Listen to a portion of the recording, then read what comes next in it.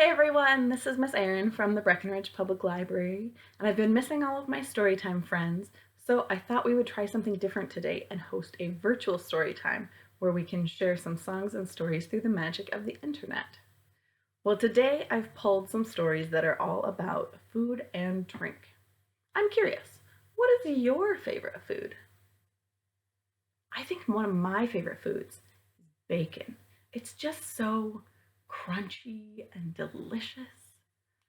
I think that that's a great place for us to start for our story time today. So I want to share Everyone Loves Bacon with words by Kelly DiPuccio and pictures by Eric Wright.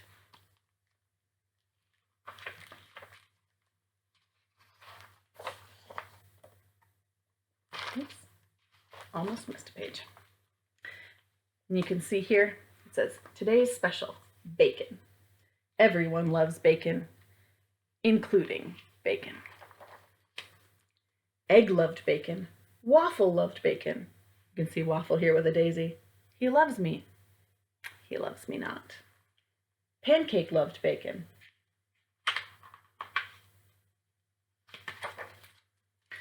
French toast didn't love bacon, but he didn't really count because French toast doesn't really like anyone.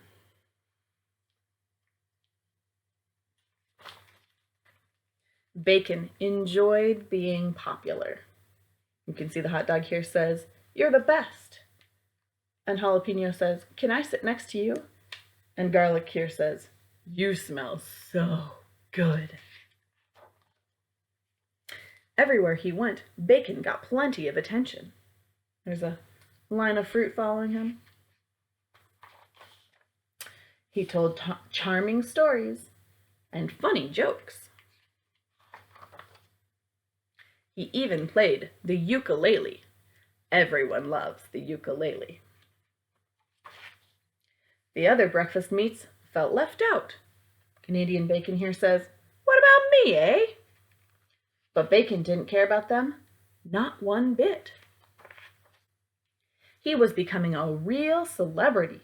His picture appeared on t-shirts and billboards and buses. Everyone loves me, and I smell so good. Bacon was feeling on top of the world.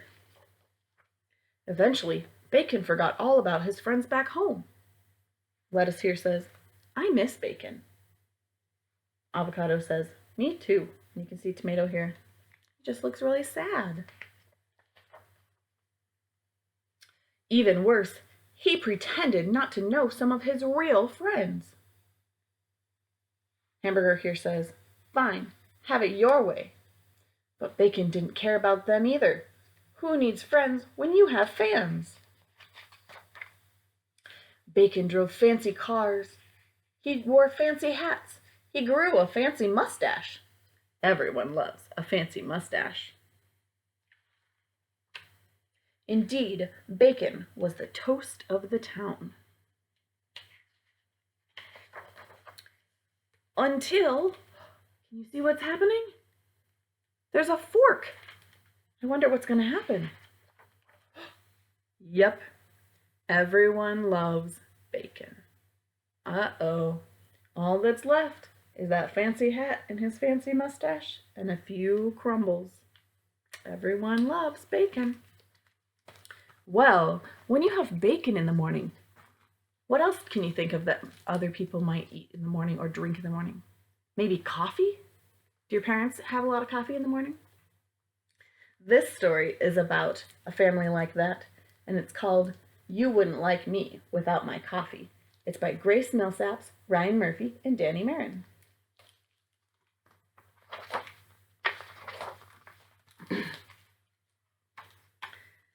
Each morning, Lou ate toast and jam for breakfast with his brother Sam. The boys drank juice, but Mom and Dad, well, coffee's all they ever had.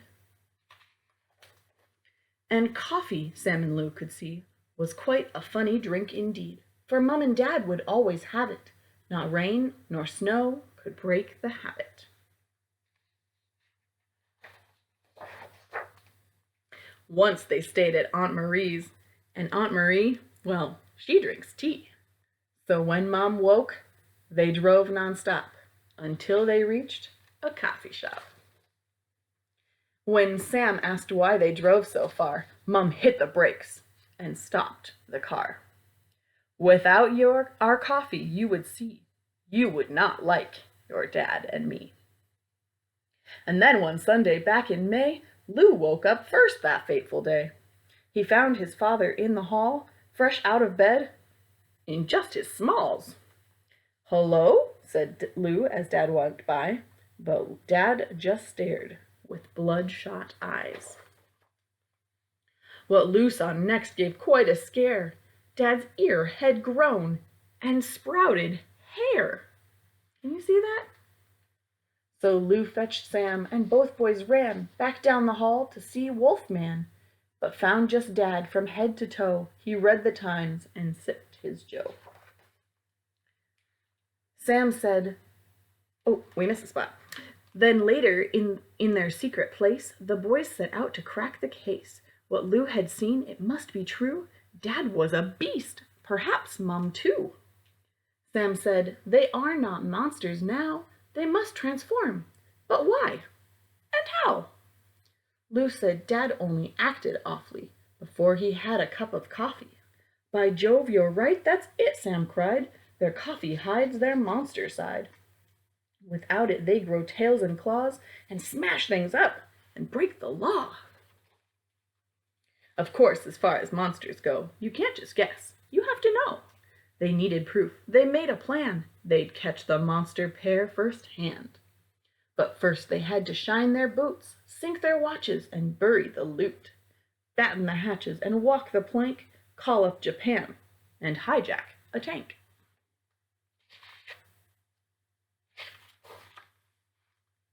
When nighttime fell, they did not play. They took the beans and ran away. At 6 a.m. they heard a rustle. By 6:15, 'twas quite a bustle. They heard their parents getting mad. "It's not my fault," said Mom to Dad. The cat ran by at 6:19. At 6:30, they hit the scene. The boys crept slowly from their room, tiptoed the hall to certain doom. What lay beyond the kitchen door? Food in the air, glass on the floor, and when they saw him, both boys froze. A rabid beast that wore Dad's clothes. He huffed and grumbled to himself. He pulled the pots down from the shelf. "Hey, Dad, calm down," yelled Sam in vain. The wolf roared, "Coffee! Eat your brain!" He lunged toward Sam, but stopped mid-stride.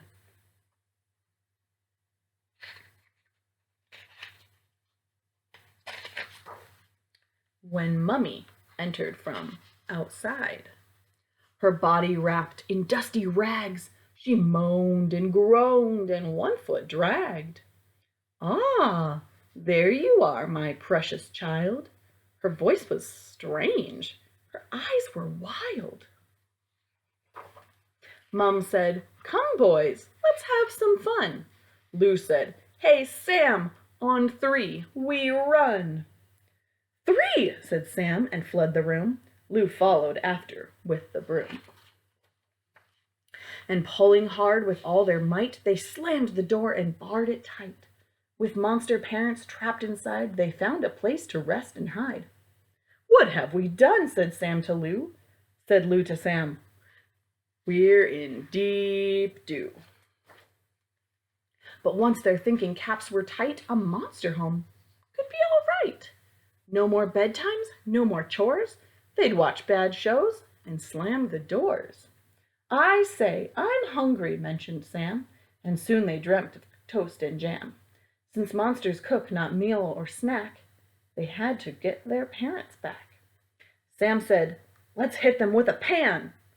Lou said, "I've got a better plan." Meanwhile, inside the monster den, the thirsty pair was closing in. All seemed lost when Lou showed up, a hero with an empty cup. "Hey, monsters, look what I've got here." He waved the mug to lure them near. Then entered Sam, just as they planned, the secret weapon in his hand.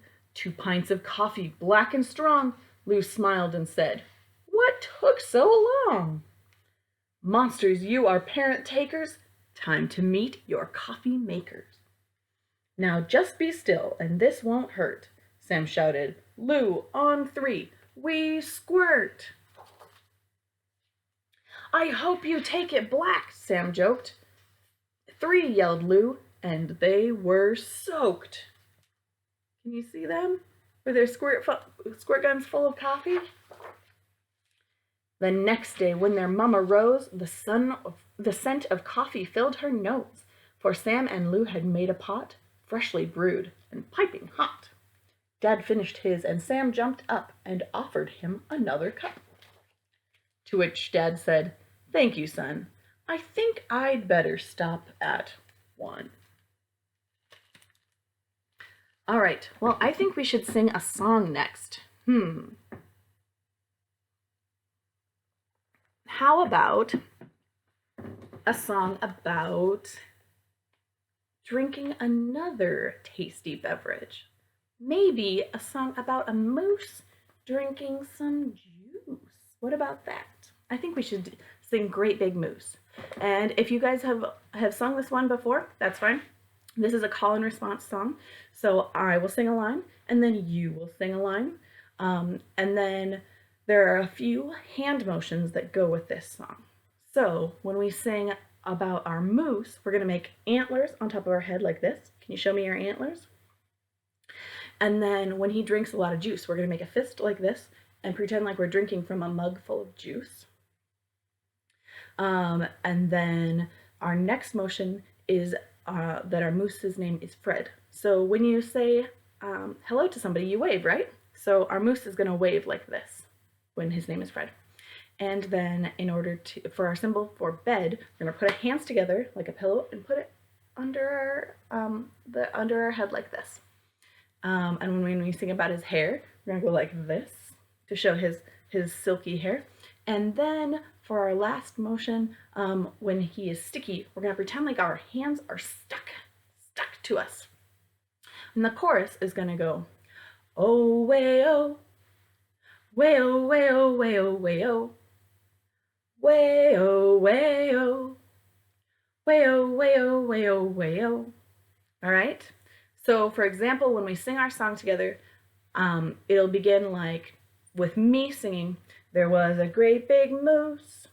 And then you're going to repeat. You're going to sing that back to me. You're going to say, "There was a great big moose." And then I would sing the second line. "He liked to drink a lot of juice." And then you're going to sing that. "He liked to drink a lot of juice." All right?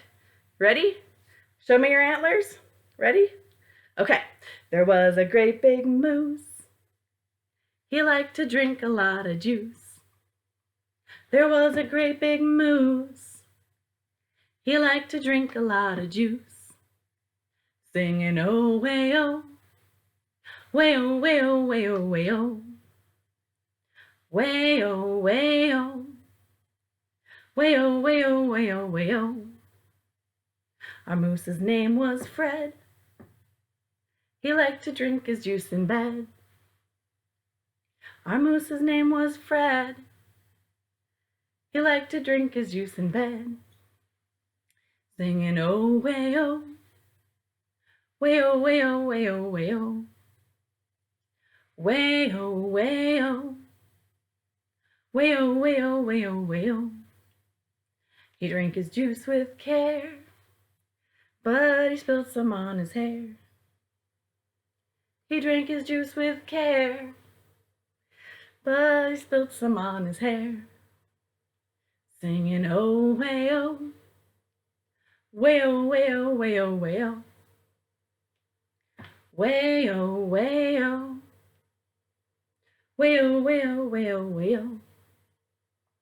Now he's a sticky moose, 'cause he's all covered in juice. Now he's a sticky moose, 'cause he's all covered in juice. Singing, "Oh, way-oh, way-oh, way-oh, way-oh, way-oh, way-oh, way-oh, Way-oh, way-oh, way-oh, way-oh. Great job, you guys. Thanks for singing that with me. All right, our next story is called Snack Attack. This is by Terry Border, and I really love the illustrations in this book. I think they're very clever. Also, you can tell that this is one of our newer books because it has some orange tape right here.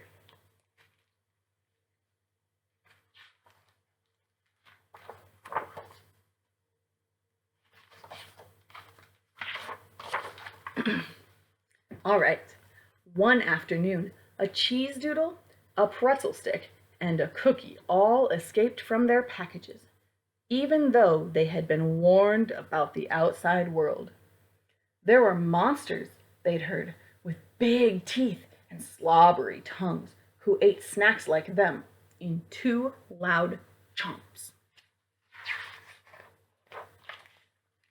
But wherever they were seemed fun, not dangerous.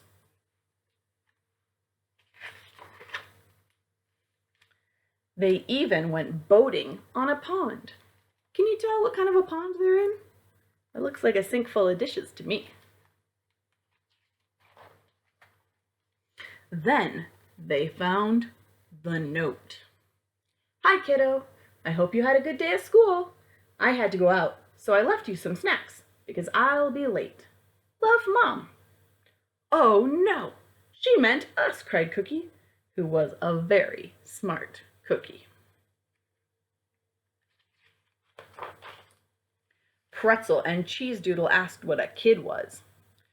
A kid is a kind of monster, said Cookie, like the ones we've been warned about. They're giants. A monster kid can hold all 3 of us in one of their humongous, dirty hands. They can squash us to bits. Yikes, said Pretzel. And that's not the worst part, said Cookie. They can crack us in half, dunk us in milk. She shuddered. There's even more, said Cookie. They can swallow us all in one monstrous gulp. I feel faint, said Pretzel. We have to come up with a plan, and quick. Cheese Doodle had heard about a thing called the 5-second rule, where monsters won't eat food if it's been on the floor for longer than 5 seconds. Let's roll on the floor for 6 seconds and make that kid not want to eat us, he said. Nope, said Cookie. That only works with monster moms, not monster kids. Cheese Doodle came up with another idea. Maybe they could hide. But after they found a good hiding place, ouchie, ouch, ouch, yelled Cheese Doodle. Oh no, said Pretzel. Cheese Doodle got too close to the cheese grater. I don't feel graters, cried Cheese Doodle. It's really a cheese worser. Cheese Doodle got one last idea, his best one yet. He turned over the note and wrote on the other side, Dear kid, please drink some water and eat nothing else. From your loving mama. As soon as the note was finished, they heard footsteps. Footsteps of a monster kid. The snacks closed their eyes and tried their best not to shake from fear. While the monster kid read the note, Cheese Doodle took a quick peek and was quite surprised. Pretzel peeked too. She couldn't believe what she saw. Although the monster kid was a giant, it didn't look like a monster at all. The monster kid got some water from the sink and took a nice long sip.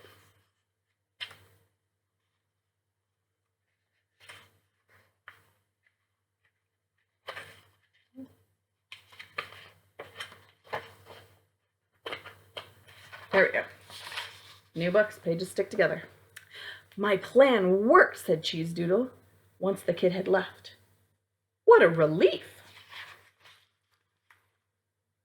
It didn't seem unhappy about that nice glass of water, said Pretzel. Maybe we can be friends with the monster kid. I think we can, said Cheese Doodle. How about you, Cookie? Hey, Cookie, where are you?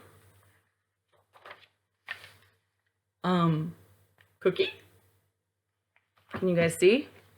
Nothing left but Cookie's glasses and some crumbs.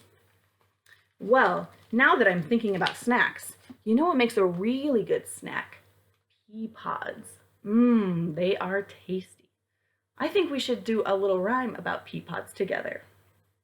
So, if you already know this rhyme, you're welcome to do it along with me the first time. Otherwise, I'm going to go through it twice. The first time we'll learn it together, and the second time we can say it together. So we're going to hold up our fingers like this for 5 peas. We're going to say 5 little peas in a pea pod pressed. Can you close your hand like this for it to be pressed? And then we'll go 1 grew, 2 grew, so did all the rest. As we do that, you're going to make your hands open. And then we're going to put our hands together and go like this. They grew and did not stop until one day, get ready to clap, the pod went. Ready? All right, let's put it all together and do from the beginning. 5 little peas in a pea pod pressed. 1 grew, 2 grew, so did all the rest. They grew and did not stop until one day the pod went pop. Should we do it one more time? All right. 5 little peas in a pea pod pressed. 1 grew, 2 grew, so did all the rest. They grew and did not stop until one day the pod went pop. I just like clapping. That's one of my favorite parts of this rhyme. I just like to make that big loud noise. All right, should we read one last book? This one is called Food Truck Fest by Alexandra Penfold, and the pictures are by Mike Dutton.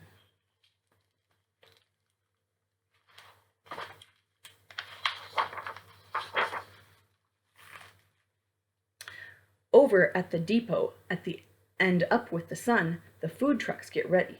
Today will be fun. Time to hustle, there's prep work to do. Bring in the groceries, here comes the crew. Let's get moving, no time to rest. Everyone's going to the Food Truck Fest. Family's up, it's a hullabaloo. First get dressed, where's baby's shoe? The sky is clear, the weather's great. The lines get long, we can't be late. Let's get moving, no time to rest. Everybody's going to the Food Truck Fest.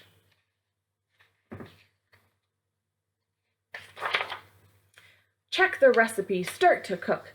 Peek inside for a closer look. Some trucks have ovens, others have grills. They're kitchens on wheels, without the frills. Each cook has a special job, preparing for the hungry mob. Washing and drying, mincing and slicing, mixing and stirring, he's making icing. Let's get moving, no time to rest. Everybody's going to the Food Truck Fest. Blanket, bug spray, sunblock too. Bags are packed, but where's that shoe? Let's get moving, no time to rest. Everybody's going to the Food Truck Fest. Engines rumble, then start to roar. Close the windows, shut the door. Ready and loaded with tons of good eats, the fleet of mighty food trucks takes to the streets.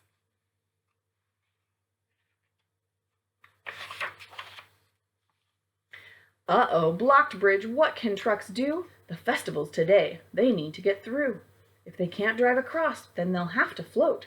Hurry up, drive aboard the big ferry boat. The ferry is fast, the trip will be quick, the river is rough, but trucks don't get sick. Hold the ferry, wait, wait, wait, 4 more passengers run through the gate. Let's get moving, no time to rest, everybody's going to the Food Truck Fest. The caravan arrives along with a crowd that's excited and eager and rowdy and loud.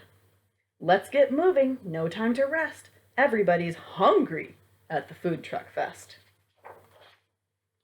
The cooks get to work serving up lunch. The lines may be long, but there are samples to munch.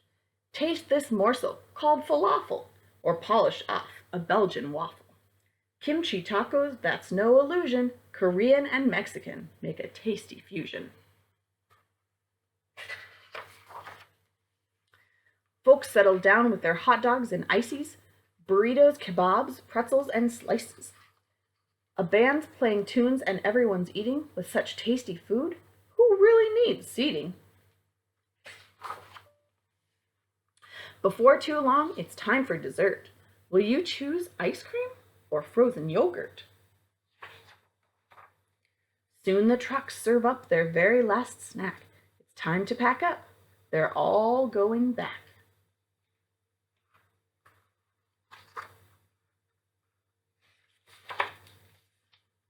Home to the depot where it's still light to scrub up and clean up. Sweet dreams. Good night. Thank you guys for joining me today on this story time. We usually end our story times at the library with a craft, but because we are together virtually today, I thought it would be fun for you guys to color or draw a picture of one of your favorite foods. We would love for you to share them with us at the library. You can either post them on our Facebook page to send to us, or you can email them to us at breckenridge@larl.org, and we'd love to share those. Thank you so much for joining me today, and I hope to see you again soon. Bye!